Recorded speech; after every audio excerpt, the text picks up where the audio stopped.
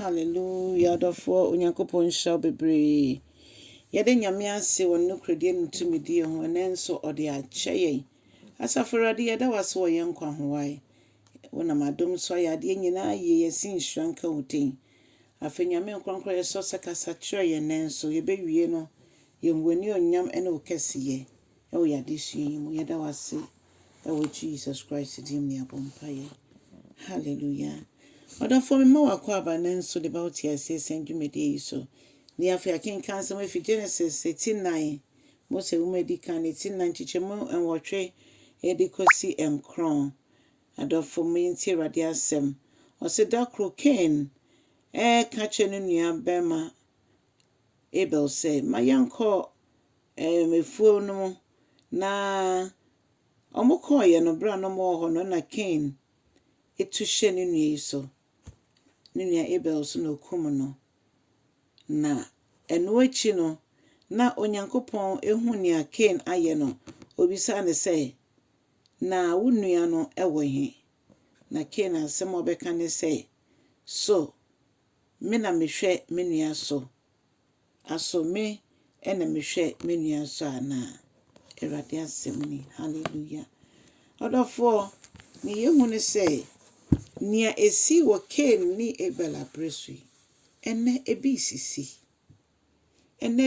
pa obi timi de ne ba obi timi de ne nua obi timi de obia keke eko pesikedro obi timi ene obi enam kakra bedu baby na wa poison no ebedu baby no de ade abone kwachi se ensemboni a esisi ya ensi ebinumu yie no eno na eguso a esisi wo yenso yewie yebrimu odofo se bebi ewiase na kwakodu no agisa mene wonso yegina pintin abompaye na yempaibo no eye dwuma ewo asasi so se bebi obefe bia eniema ekoso enkwala ni mpani nyina bebre ntweye bebre na ntweye abrabom na yedin a sufrerade to nsafra Yesu Kristo na mefa wo se ne rad ne ametina wa brabom na fa ne se wo rad ne wo kraje nkwa na Yesu batibie no mu a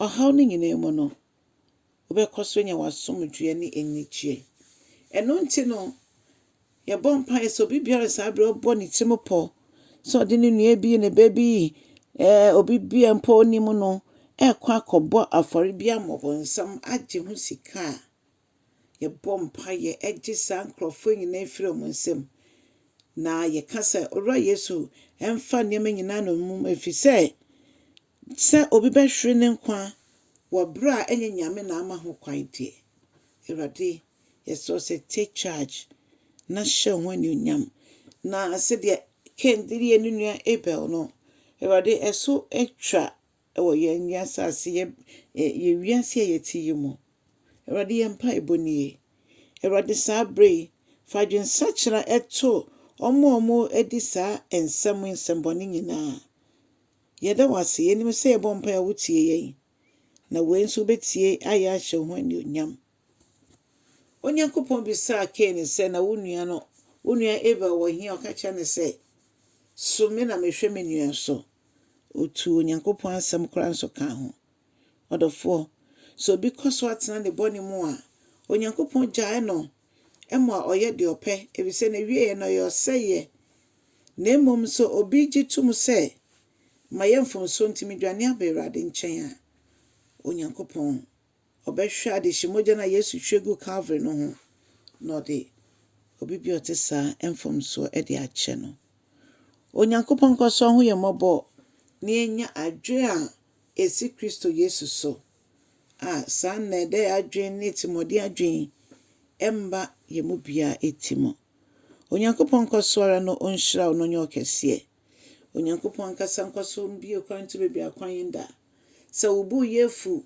na wo bibi wo fo bi ho tan kai se Yesu betimi ababere bia kai se ebasa edinsemboni ba utim kai se nipekum no nye ni nyina ne se wafa ade abobi nemom nipa no ho ye we hinti na nensam nem ha na oyamo ankase na ato no na yɛn mpaebɔ nyinaa sɛ Awurade ma ne mpare yɛ sɛ yɛyɛ gyidifoɔ sɛ yɛbɛdwene saa. Na mmom yɛbɛdwe Nyame nkronkron ho ama no akyerɛ yɛn Onyankopɔn asɛm mu. Ɛno na ɛbɛboa yɛn ma yɛnyina fi adom baako mu akɔ foforɔ mu. Onyankopɔn nhyira wo no nyɛ ɔkɛseɛ. Kyɛ asɛm no na mma yɛ kokromoti gyina hɔ. Wɔ Yesu din mu. Amen.